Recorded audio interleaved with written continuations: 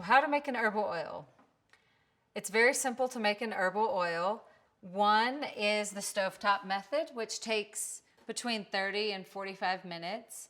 And the other way is the way that we made the tincture, which was add about 100 grams of herb and then put about 400 milliliters of oil, let it sit in a jar, shake it every day for 2 weeks to a month, and then strain it just like we strained the tincture.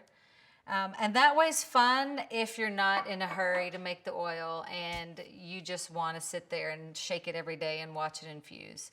If you are more on a time schedule, then the way to make it is on the stovetop.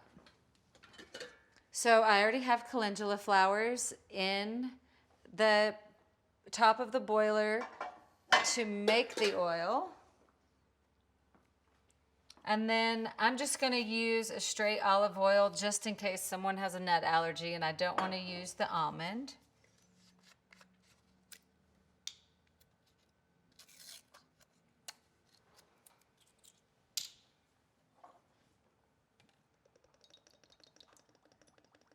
So the scientific method is you measure everything out. The folk method is you eyeball it, which is my favorite method, except for when I'm working clinically and I have to have exact proportions. But just remember, unlike a lot of products on the market, there's always going to be inconsistencies in your product because each batch of herbs is going to be different than the batch before. So one time your calendula flowers may be all orange and beautiful, and next time they may look a little bit more yellow and dried out. So it really is batch to batch. So just like the syrup, we're going to turn the stove on. And you just want it on medium to low. Again, you want the water to boil in the bottom, but you only want to see little bits of bubbles on the very side of the oil. If the oil starts to bubble, the oil is going to go rancid, and we don't want that.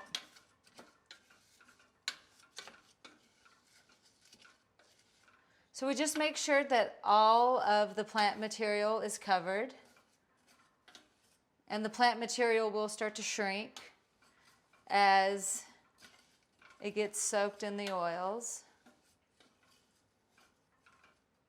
I'm just going to put a little bit more.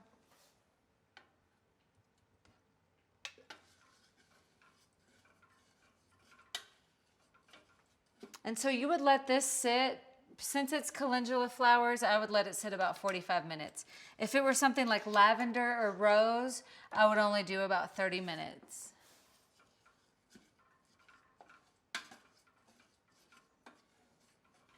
So now after 45 minutes, when we're ready to strain the oil, we strain it just like we strained our tincture. We use the muslin cheesecloth over it, and then we very gently strain out the herbs. And to make this oil into a salve, we use about 250 mils of the herbal oil and about 6 to 8 ounces of beeswax. You can purchase beeswax in 3 different forms. One is a giant block of beeswax that you would cut by heating the knife on the stove and then cutting it.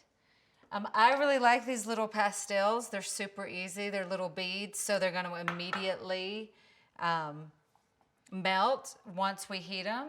And then there's also these large little hexagons, like a little beehive. And you can use those too. These are definitely the easiest to use. So what you would do is you would turn the stove top back on to low medium. Again, you want the bottom to boil and the top, you don't want to see any more than like a little bubble around the edge. So you would just put your oil in. If you wanted to make more of a skincare product and less of a salve, you could use shea butter or cocoa butter, and it's just gonna soften the skin and make it a more luscious type cream product. There's kukui nut butter, there's macadamia nut butter, there's tons of different butters. But for the purpose of a salve and a medicinal salve, a lot of times it's just oil and beeswax.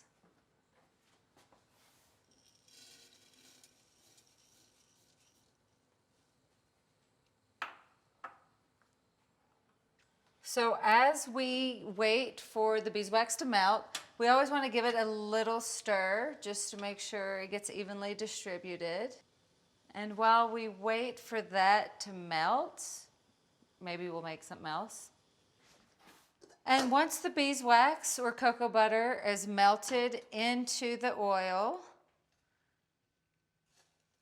this is when it's really important to make sure you get all that excess water off the bottom, or else you're going to accidentally pour that water into your salve and then it's going to mold. And we don't want that to happen. So very simply,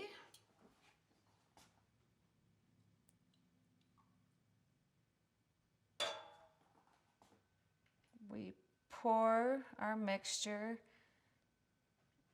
into our jar. And then at this point, if you wanted to add some therapeutic essential oil, whether you want it to actually have a medicinal value or you're like, I just want the smell of lavender in there. This is mandarin, which is the citrus that is the safest for the skin. So you just put about 3 to 8 drops of essential oil in your cream. And then once the oils are in there, you are going to stir it.